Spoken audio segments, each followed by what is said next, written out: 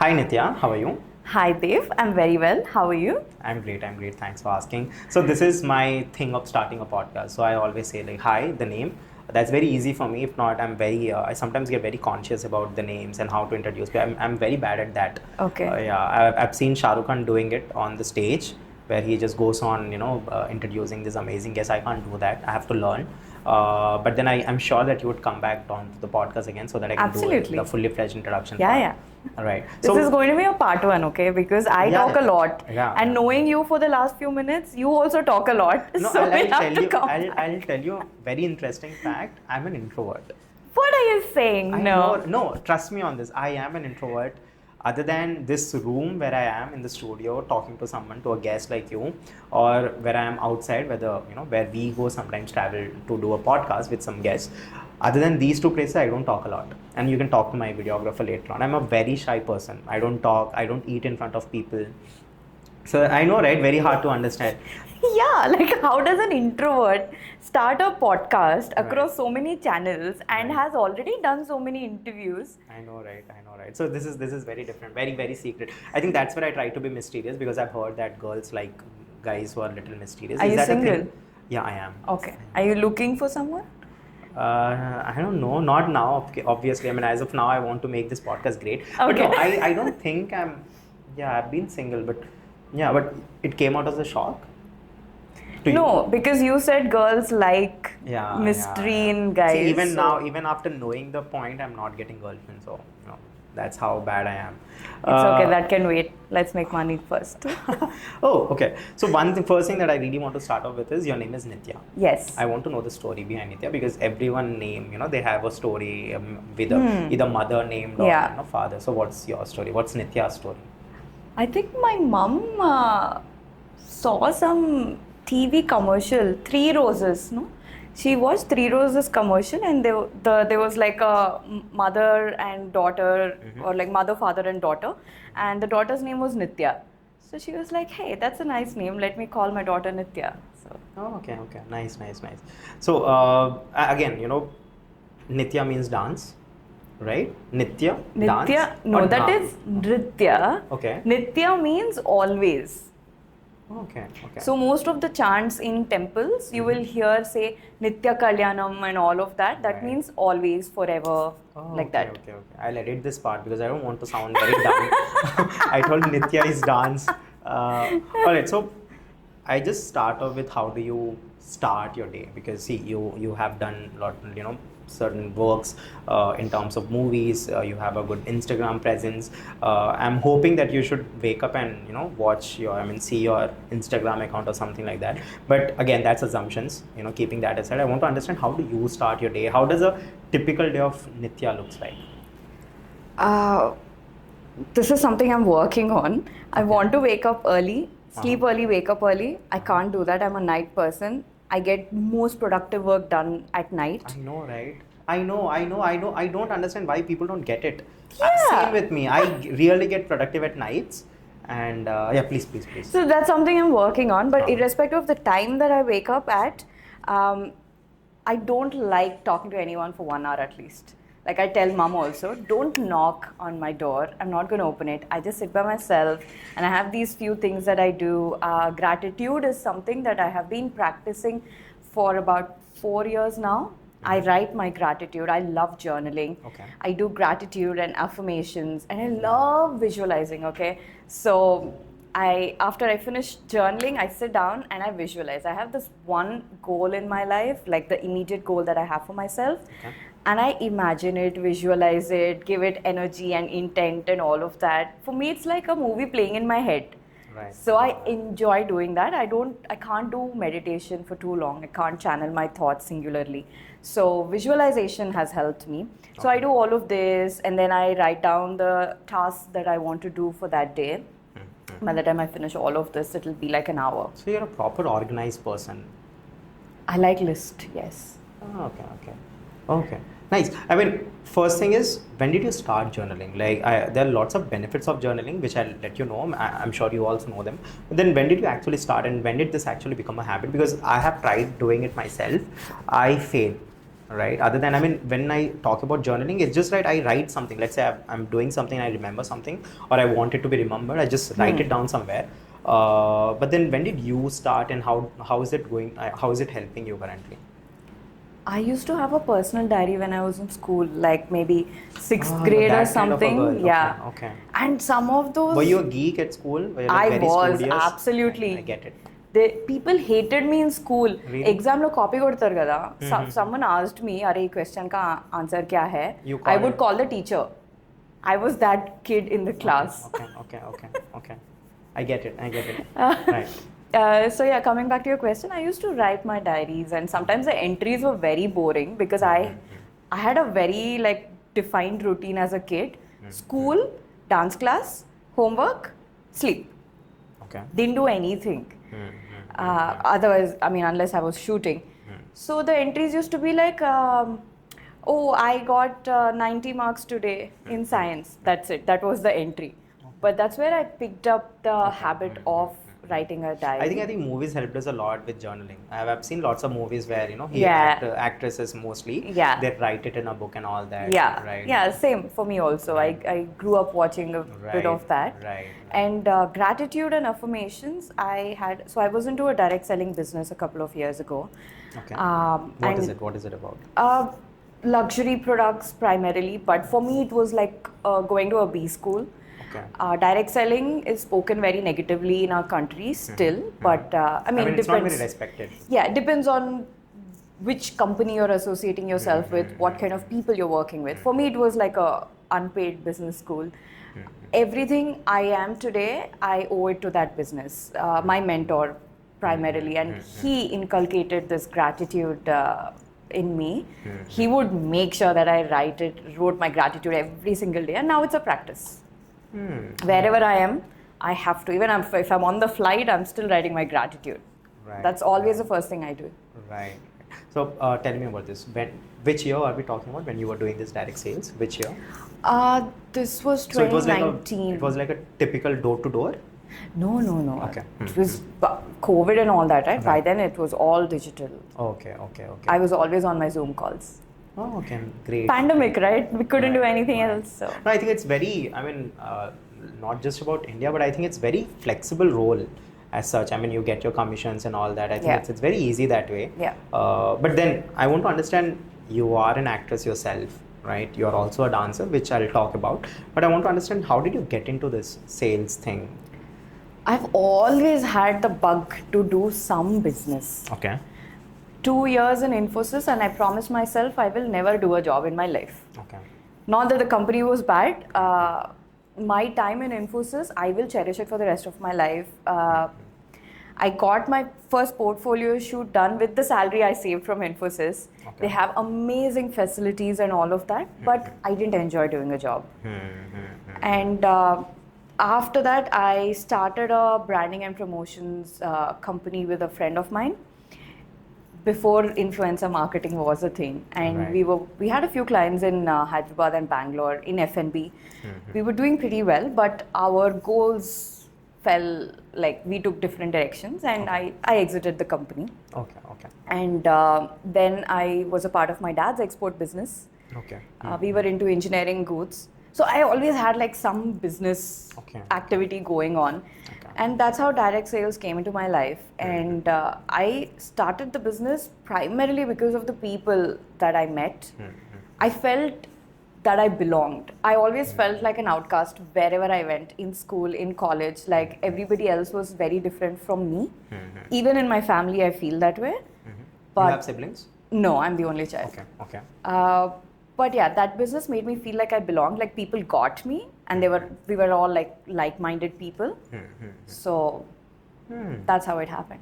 There's so many things that I confuse. What should I ask next? But then I'll tell you, sales, as a job, not many know, but it's actually very satisfying, and it's actually necessity, to be honest. At least in 2024. Yeah.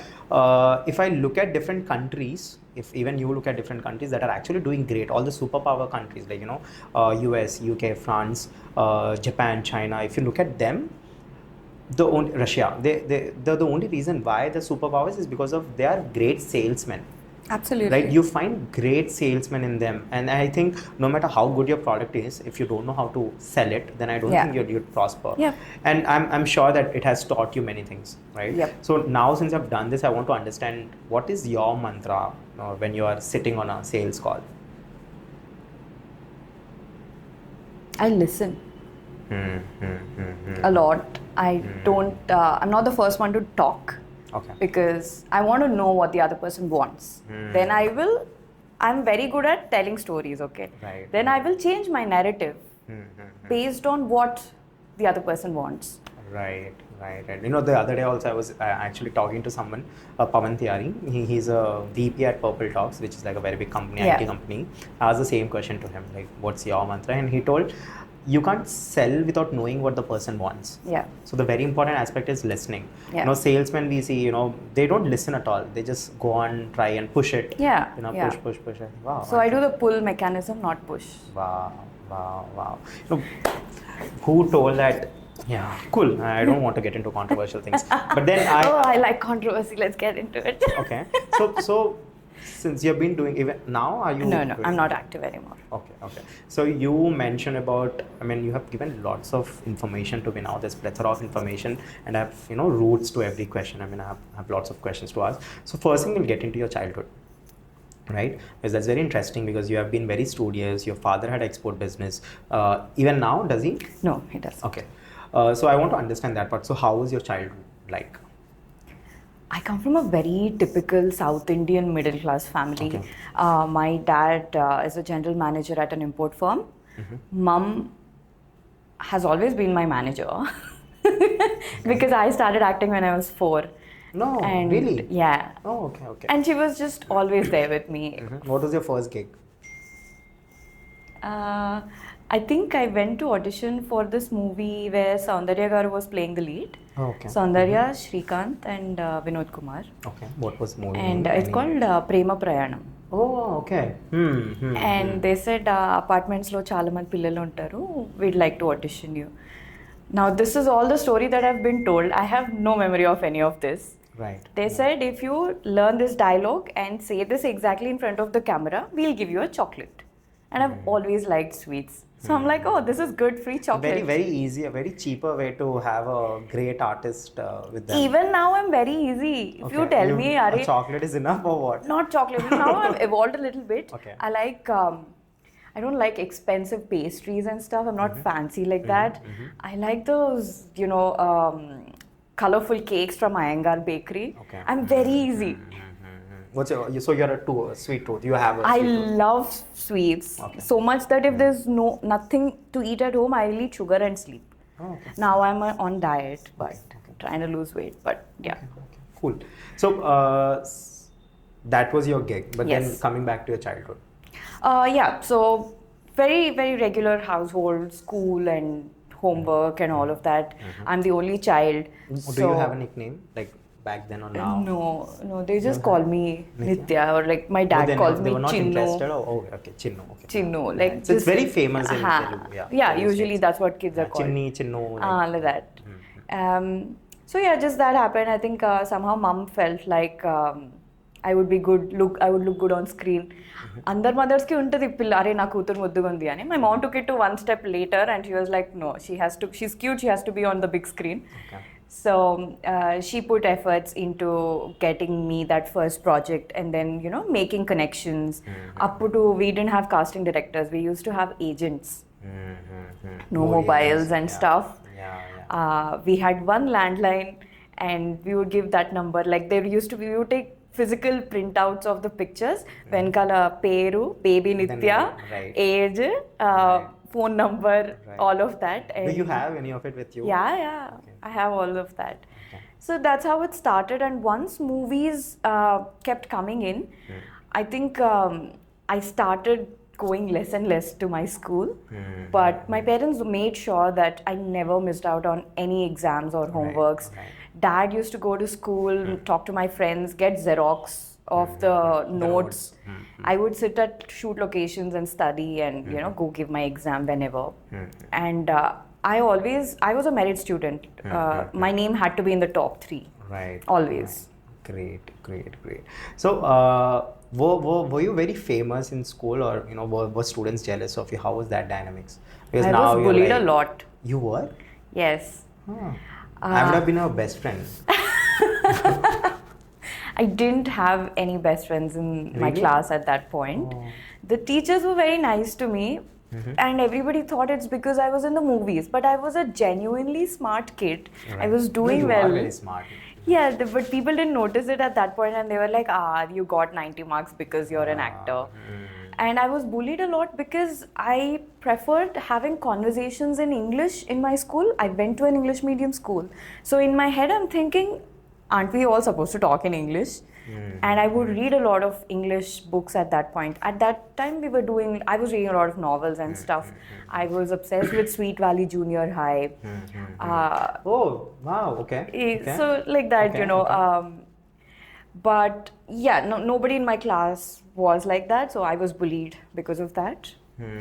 So I didn't have any Did you friends. have this, if you talk in Telugu or some other language, you have to pay a fine of 1 No, rupee no. to I that? wish we had that. No, we had that. We had that. I remember we had that, and I was in charge to keep an eye on everyone, and they used to be very sad. Mat likhna mera naam, please chhod de, paise nahi hai and all that. So I used to not write their names. But yeah, I get it. But then you were bullied. So at a younger age, if you're bullied and you basically do not know why, there are like lots of trauma that gets associated with Yeah. it. But I'm not asking you about the trauma because I don't want to take everything to an extreme step. But I want to understand, how did you deal with it? I didn't have the time for it. I was shooting, studying, giving exams. My plate was full. I didn't bother about it at all. So you never had like best friend group of friends in school? I had a group of friends, but they were not like, Best friends. we were not close. We were like superficially hanging out together, sort of a thing. They were helpful to me, gave me notes, helped me with my assignments and stuff, but we were not close friends. Now I have a friend from my school. Like after we finished school, we became like best friends. She's the oldest friend that I have. He, sorry. She. Okay. Oh, great. So, cool. So now we'll get into your life after school. First things first, I want to understand professionally, what was your biggest break when it comes to acting? Has to be Devullu, hands down. I still have the identity of being the Devullu Papa, even now. So it has to be that. No How many other. years has it been it got released? 2 decades. Been a while. Right. So tell me, first things first is when anyone gets into the movie space, of course there are struggles associated with it, but at some point of time I feel it pays off, right? As in the kind of recognition you get, if let's say there's an store opening, they would invite you and all that, and there are lots of pride as well. You'd feel very happy and you're content, in some or the other way. But I want to understand, after that movie, how did that change your life? I wasn't allowed to take my cycle out anymore in the colony. Okay. No, it did. The reception, the love I got Which cycle for you have it. left? The ladybird kind of one with the No, basket? I always wanted ladybird. My dad got me like a green Hercules. Really? Yeah, I think he wanted a son because he would get me like cars and robots and like green color The Hercules problem, bike. I'll tell you, the problem with men is that they don't gift you according to your gender. They gift you by what they like. Yeah. I think so. Right. So I didn't have a pretty pink bicycle at that point. So I wasn't allowed to go anywhere by myself after that. Even if I had to play in my gully, my mom was very Strict. she was skeptical about it, about sending me anywhere. But the love was overwhelming. I remember the theatrical tour that we took after the release. We went to RTC Crossroads, we have Sandhya, Sudarshan, all of them. We went there and there were people falling on my feet after watching Devullu, and I'm like, okay, what is happening? Like, I'm just a child. Right. No, it's actually good. I remember my mom, even now, the Ramayana and Mahabharatam movies. Not movies, the serials that used to come back then in Star Utsav, Doordarshan. She still believes that they are gods. Yeah. Right? And you can't make any other movie after. It's very tough for you to, navigate your movie career or your acting career after that, because you will have a certain image, and anything you do otherwise, people couldn't accept. Yes. So did you feel that kind of a, pressure or that kind of thing anytime? Back then, no. Now, yes, all the time. Okay. I was at my best friend's wedding in Melbourne last year, and it was a Christian wedding. I was the maid of honor. So I was supposed to do the toast, and I had like a glass of champagne in my hand. I posted that on my Instagram, and there was this news about friend partylo tappa tagina Devullu papa. And I'm like, yeah, I drink. Just because I acted in Devullu doesn't mean I shouldn't drink. Right. I think there was a perception initially when I started trying for lead roles. Arey, you're Devullu girl, we can't imagine you in glamorous clothes. So that I faced a lot. It is a blessing, but also I think... it had its own. It came with its... Right.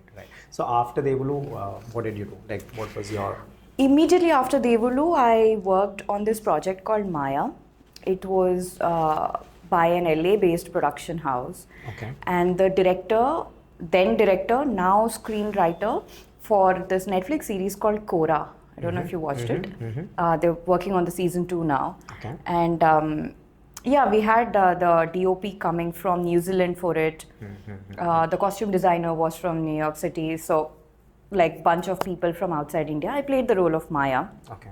Unfortunately, we didn't get the censor clearance to release it in India. Okay.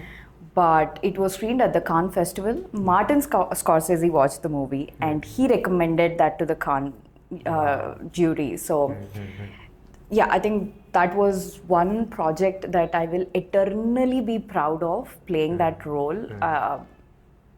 We were very sensitive scripts too. Beautifully shot.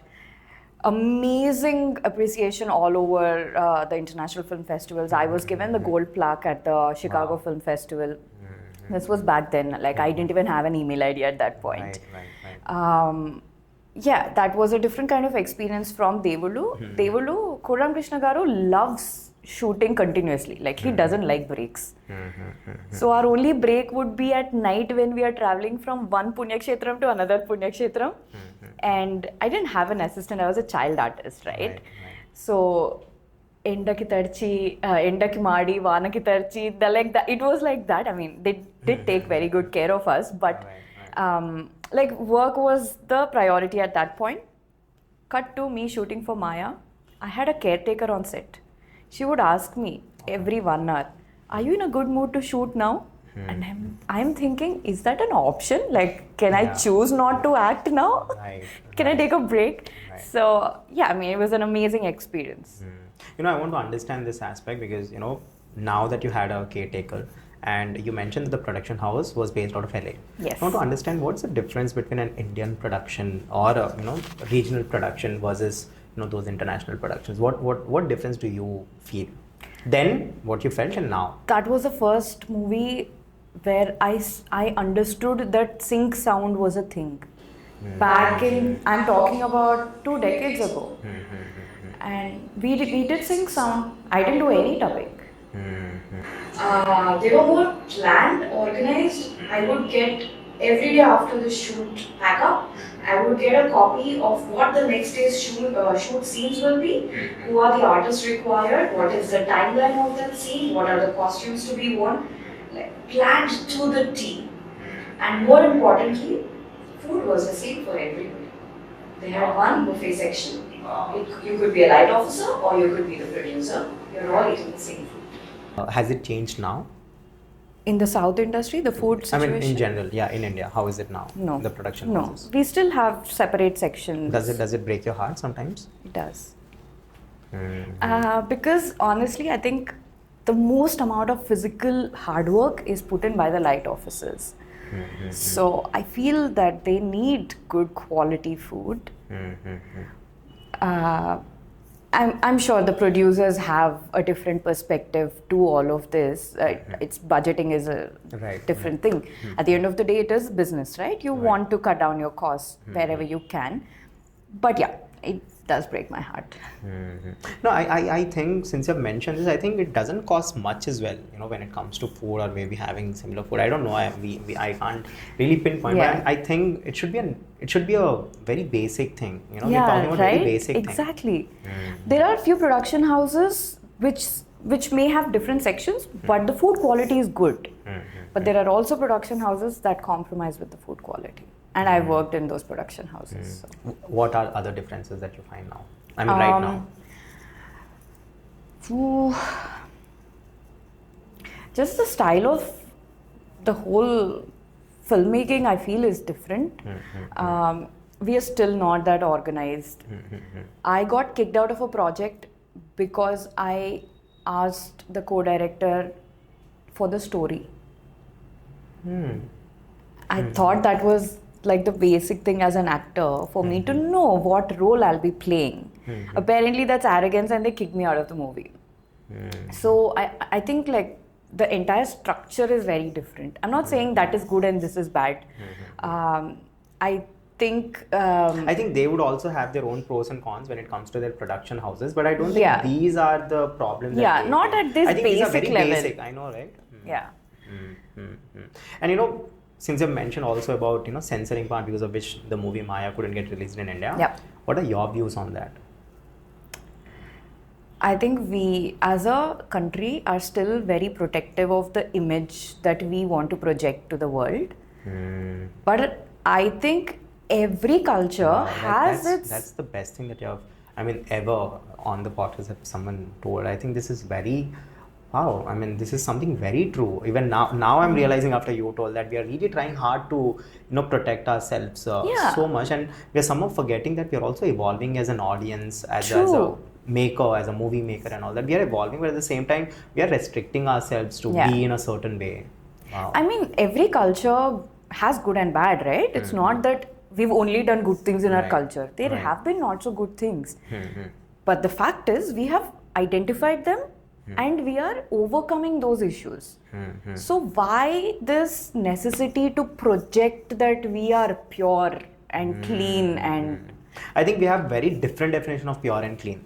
Which is I think the definition itself is very flawed. Yeah, I agree. Right? Right now, even we speak, if there's a woman who's getting divorced, let's say at her 30s, she's looked at some demon evil kind of a thing, and there's lots of things. I think we have a very...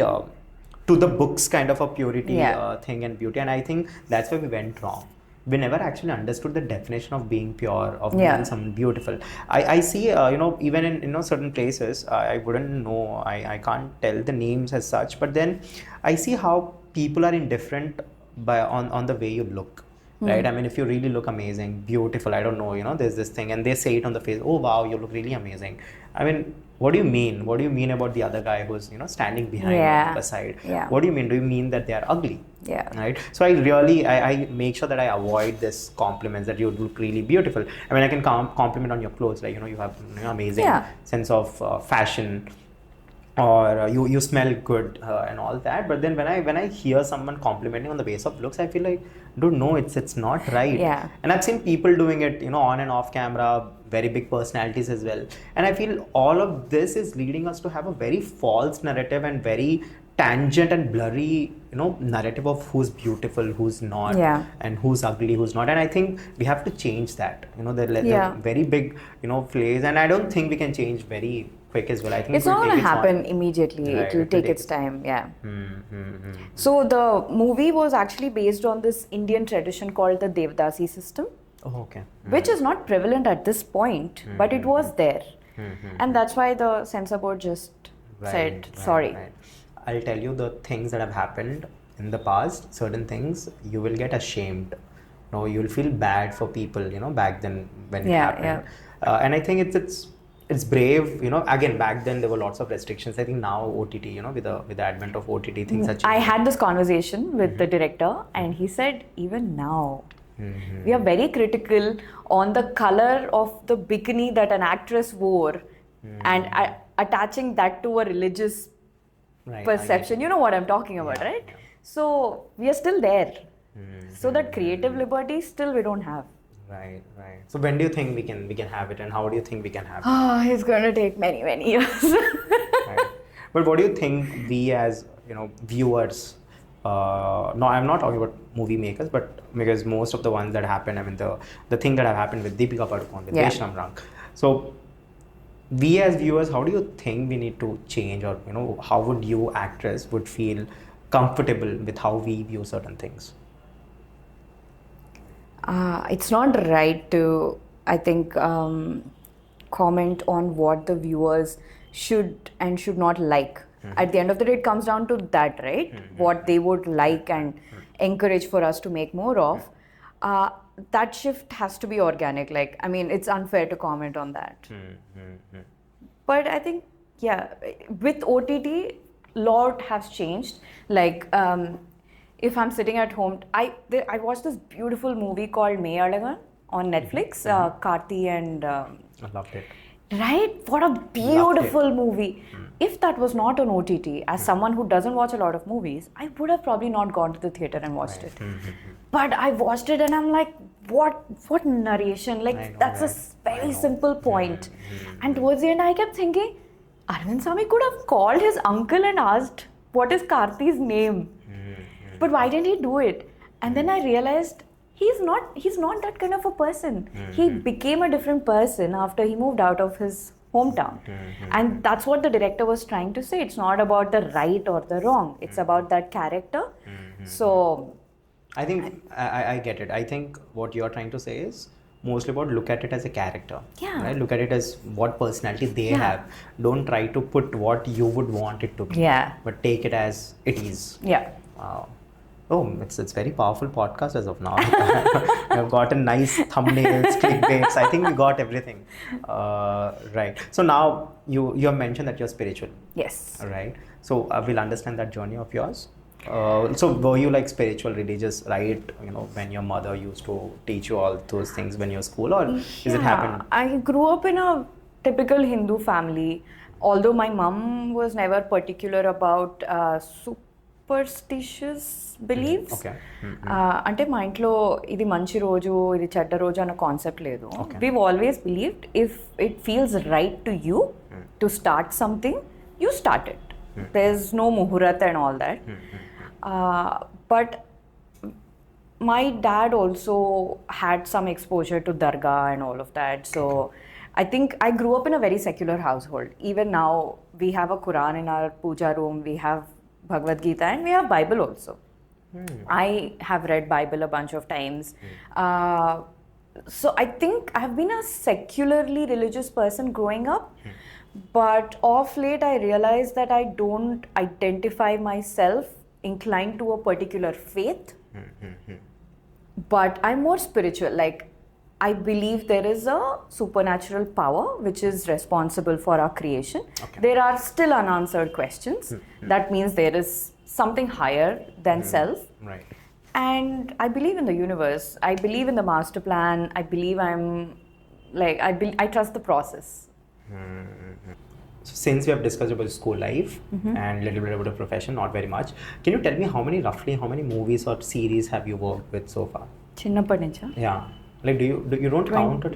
No, 28, 29. Oh, okay. Oh, okay, nice. Oh wait, 30. It's 30.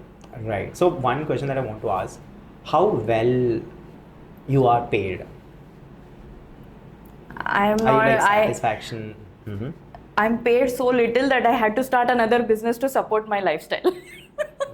Right. So is it very less in the beginning, like until you're like until you're a star, they don't pay you well. Okay. Can you just tell me a bracket? I don't want to know how much you're paid, but then a bracket like between. Depends. Like, if it's a decent production house, they pay you maybe like 75,000 per day. But if it's a small production house, then 20,000-30,000 per day. Okay. Seems like a big amount, but it's not, because there is a stylist, there is a makeup artist, there's a hairstylist, there is an assistant, all of that. So yeah, it's not a lot of money. And even now, now how is it? Even now it's like that. Unless you have like now these days now everything has changed. They will check your Instagram follower count. Right. Somehow Instagram follower count is linked to my market value. I don't understand this. అంటే నాకు 3 million followers ఉంటే వాళ్ళందరూ సినిమాలకి రారు కదా. They follow my post on Instagram because it's free. Theater ki రావడం is a different ballgame altogether. Like it is actually an amalgamation of everything.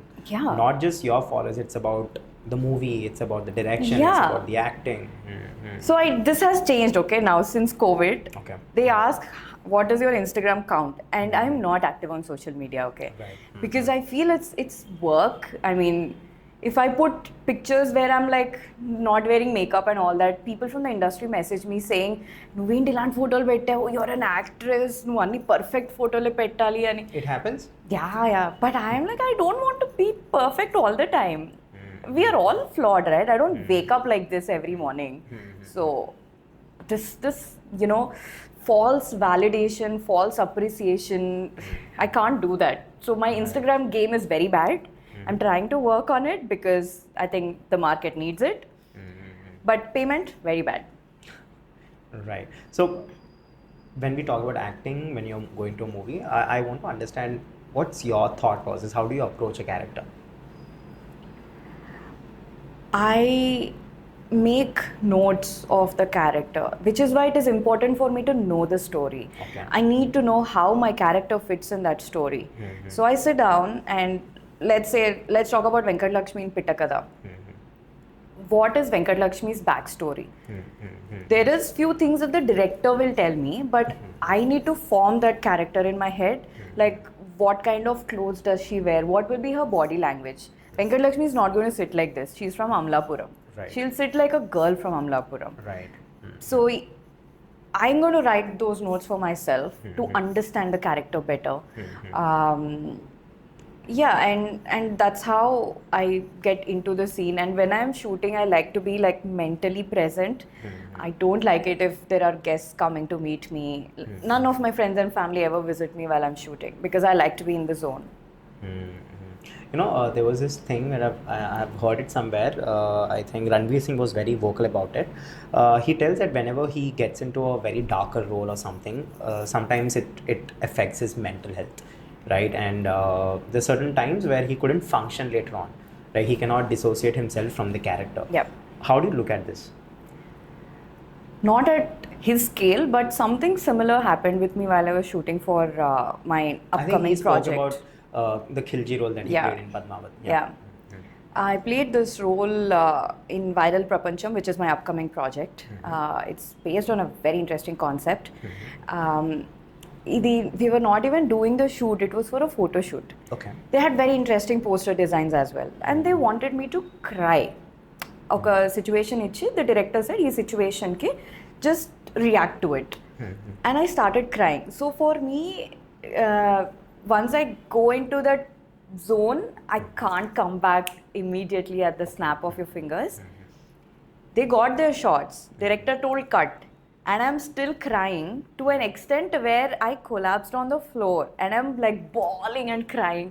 And the director doesn't understand like what's happening. He freaked out. That it took me a couple of days to like come back to my cheery self. I was in that zone. For me to be able to cry that much in the shoot, I had to take myself to that place, like the dark corner of my mind. Right. So it took time to come back. I don't know how others do it, but it does affect me. Right. Did you ever had that sense of loss in your life?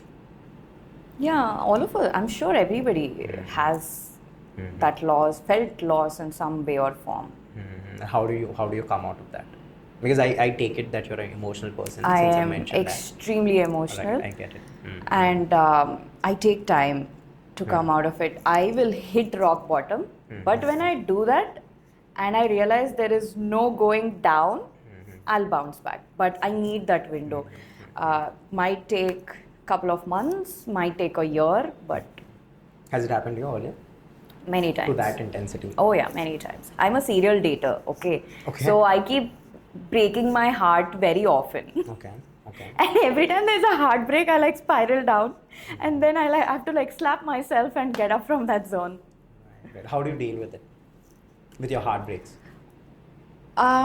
Initially, I used to think that I'm strong enough to come out of that by myself. I have a vision board, I have a list of goals that I want to achieve in my life. So I talk to myself, why am I feeling this way? I write down again, journaling, so important. Why am I feeling this way? What is causing it? How can I come out of it? Just basic questions like this.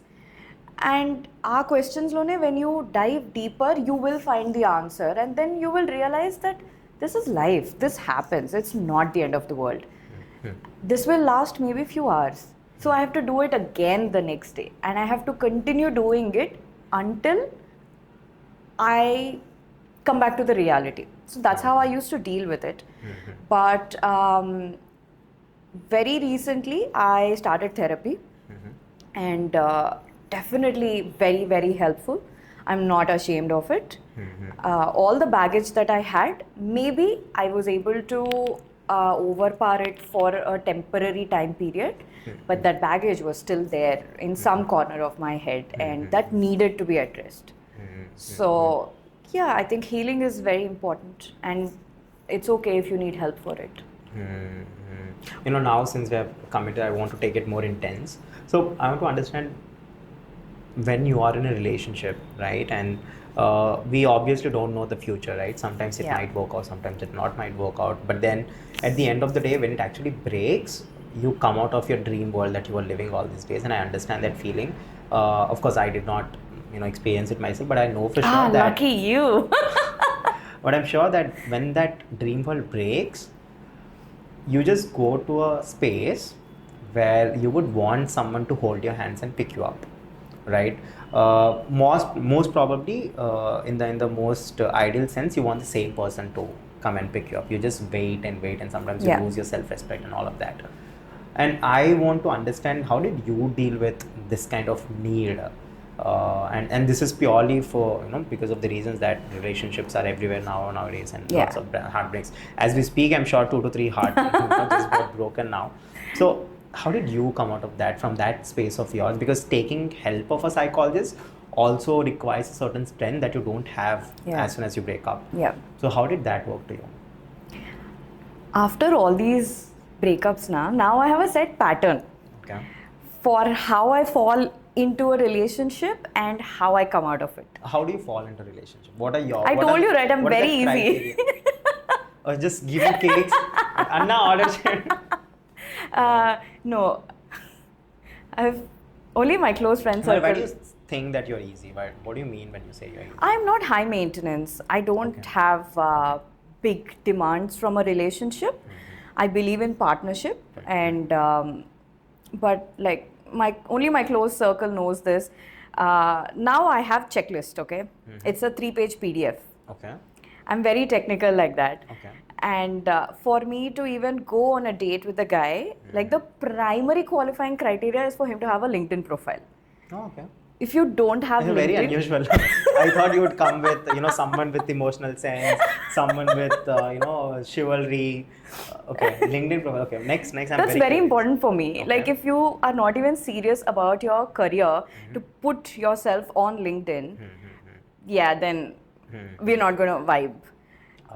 Value system, life goals, very, very important for me for that person to have life goals, because I am very ambitious, I'm very driven. I don't like resting, I don't like taking vacations. There have been days where I only slept for like a couple of hours because I thought, I have work, I enjoy work, I don't need sleep. So I'm like, Pani Rakshasulu antaru kada, I'm like in that category anamata. So these are a couple of things that are very important to qualify for a date. And once we meet on date, then I have a different set of questions. Right. Oh, you have questions? Oh, yes. Okay. Checklist, a 3-page PDF is ready. Right. The moment I shared that PDF with my mom, she was like, I can't find you a guy to get married. Please, you find yourself somebody. They gave up, basically. Right. So, yeah, I mean, I don't fall very easily anymore. But when I'm in a relationship, I'm in 100%. Right. Only if I see the potential to marry a person will I get into that relationship. I don't do casual dating. So you date to marry? Yes. I'm very old school that way. My value systems and all are very old school. Why I've had breakups is because often I realize the other person is not too sure about taking it to that level of getting married. You know, once you decide, come whatever. Right. You work on your challenges. If you have difference of opinion, you sit down and resolve that, because I believe everything can be resolved. And I have not met guys who are willing to take that extra effort. These days everything is easy, everything is free, right? Everyone is also replaceable. That's Exactly. like, I'm not like that. And yeah, to answer your question, before I started therapy also, I would cry, okay? I would wake up crying. The kind of breakups they show you on the big screen, I'm typically like that. I will feel very victimized. I will be like, God, why me? Out of everybody, why me? And all of that. I need complete TLC. I need attention, care from my close people. Very needy, okay, during the breakup time. right. But when I'm crying, I set the timer for 20-30 minutes. Once the timer goes off, stop crying. No need of wasting time on this. We will revisit this tomorrow when we have crying time. Right. That is also scheduled in my routine. But the only thing that's helped me is journaling, like keeping myself busy, not locking myself up in the room, going out, still getting my work done. There have been times where I was in the middle of a shoot and I was going through a breakup. So Oh my God, that's horrible. I was shooting for a song, and a very peppy song in Telugu. I was going through a breakup. Mom knows about all my relationships. And I'm sitting in the vanity and I want to cry because I'm in a heartache. I can't cry because of my makeup. So I'm like looking up like this because my eyes are welling up. Oh my So I'm like God. looking up, and then the assistant director knocks at the vanity door saying, "Madam, shot ready." And I'm like, okay, shot ready, switch. And I would go and like dance and all of that. But I'm sure this happens to most of the actors, We have to be able to compartmentalize our emotions that way. Right. I believe that love is a very natural thing. And I believe myself that there's so many ways because of which a relationship might not work. But the only way a relationship will work is about that connection. When I speak that connection, it's not about your physical, emotional, spiritual or mental connection. I'm talking more about how invested you both are in each other. Yeah. I mean, if this person is really excited to see you, is really curious to see you, really wants to know what you're doing, really wants to share what their life is all about, what happened throughout the day, if it's happening both the sides, I think you're in a relationship. Yeah. Otherwise, I really feel that you're not in a relationship. If it's just because you're having fun together or you're going to a nice road trip, that's not a relationship. Yeah. Your relationship is all about the investment that you both do in each other. Absolutely, yeah. Right? I mean, if your partner is not calling you at the end of the day or not calling you in the beginning of the day, Yeah. telling you what are the to-dos and at the end not telling you what have you achieved and not, Yeah. I don't think that's a relationship. I agree. I think you have to be excited. You have to be curious. It's like everyone disappears and it's just you that I'm seeing as of now. I think that's a relationship. That's a relationship that works. Yeah. And those kind of relationships are the ones where you fight a lot. Yes. Where there is mental peace, but at the same time you fight a lot to attain that mental peace. Yeah. I've seen people who have small fights and they give up. That's wrong. I Yeah. believe that mental peace is something that you have to work on. Absolutely. Right? And yeah. for that to be working, you should either fight, it should be romantic, either should be going on a trip, get naked, do whatever you want to do, but you have to work for that mental peace. Yeah. I think if any one of them, either one of you is not ready to work for that mental peace, I don't think there'll be a relationship Absolutely, at all. yeah. So I believe the excitement factor is very important, and excitement as in not you doing something new every day. Yeah, because yeah. you would be the same Nitya, right? Yeah. Yesterday it was Nitya, today it was Nitya. Probably today's Nitya might be a little beautiful in terms of the physical appearance, or might not be because of the pimples and all of that hormonal changes. It might be anything, any Nitya that comes tomorrow. If you're accepting that Nitya and if you still want to know that Nitya, right, I think that's when a relationship works. So I'm very keen on this. Are you sure you have not dated people? No, and... I haven't. Okay. I really haven't. Okay. Seems like you have a lot of first-hand knowledge. No, but- and this but comes out I- of experience only. I know, right? But for me, it's about understanding. I sit myself. As I mentioned, I'm an introvert. I'm really an introvert. I don't know why no one believes me, but I am really an introvert, and I think I have somehow had a couple of questions, right? Let it be physically or mentally or relationship-wise or any other relationship-wise, not just romantic partners. I think I have worked on those questions.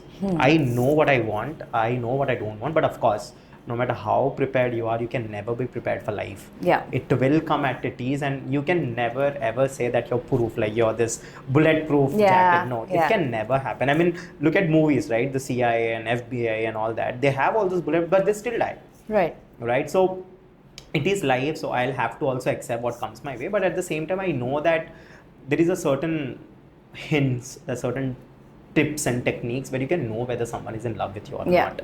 And I think if that excitement, that curiosity is in there, if they're comparing you with someone else every time, if they're, you are in their company but they're looking at others and thinking otherwise or this and that, I think those are all red flags. I know for sure that these are red flags.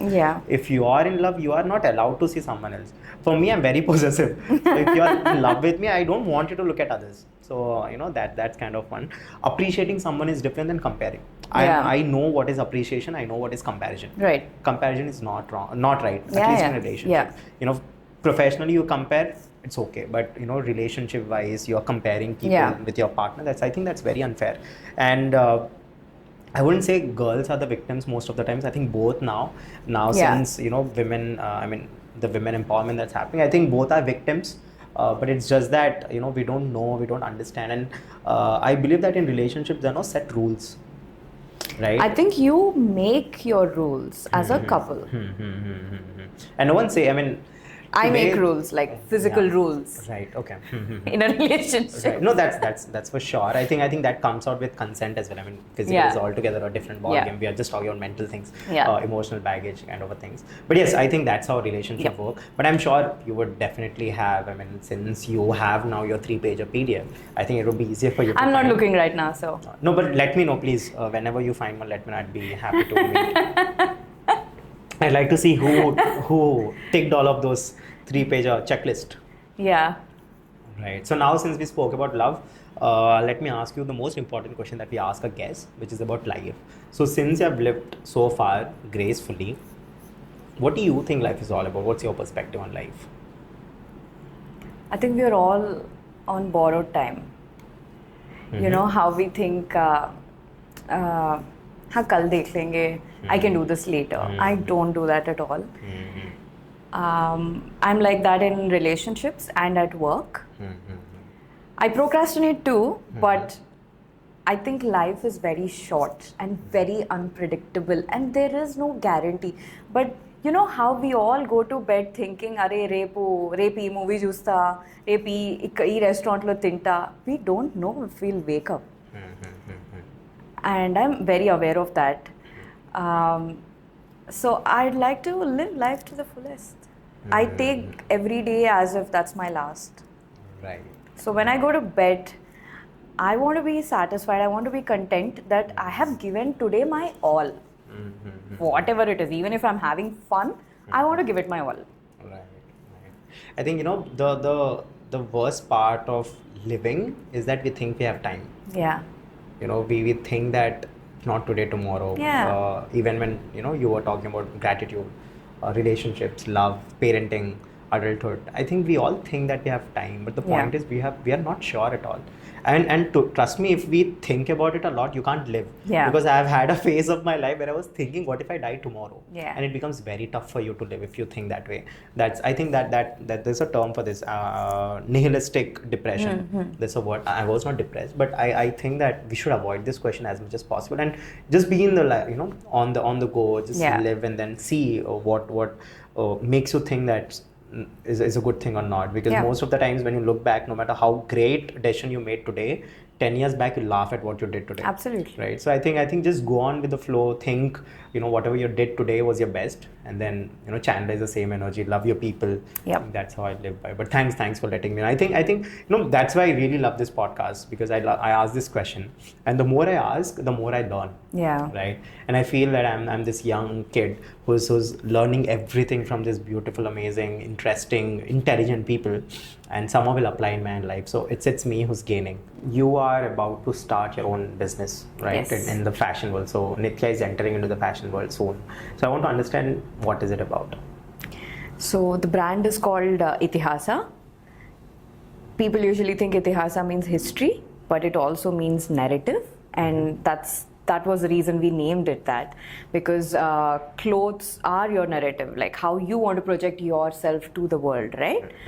And why I started fashion, because నేను ఎప్పుడు అరే నేను business చేస్తున్నాను అని చెప్తే people would assume you must be in fashion or skincare అని, like and then I realized, oh, this is what people are expecting from me, so let me give them what they're expecting. That's how I got into I think fashion. it also gets easier for you to promote it since you're an actor. Do you think you have an edge No, over that? lot of actors have failed D2C brands. I think Mahesh Babu also failed at his own. He endorsed a shirt. I don't know, men. I think men fashion, Yeah. but I don't think it worked as well. Yeah, a lot of people. So I don't think being an actor has anything to do with running a successful brand. But that said, I mean, I could be my own model, so that way it was easier. Right. Yeah, so then we decided to pick one problem area. I was very impressed by the journey of Kala Mandir. Okay. Like they are family, distant family to me. Oh, okay. And when they went IPO, I read their interview on Forbes. I've always wanted to be interviewed by Forbes. So I took inspiration from there. I thought I'll start with saris because I'm obsessed with saris. I love wearing them. And then I realized that the market is saturated. అంటే existing వాటికంటే నేను డిఫరెంట్గా ఏం చేయగలుగుతాను అన్నదే I wanted to answer through my business. And I couldn't come up with anything like that. Right. Other than maybe like a different branding marketing strategy. And that's not really product, right? Marketing is different. Right. So then I realized that workwear is something that there is a huge market gap right now in India and globally as well. You're talking about women. Women.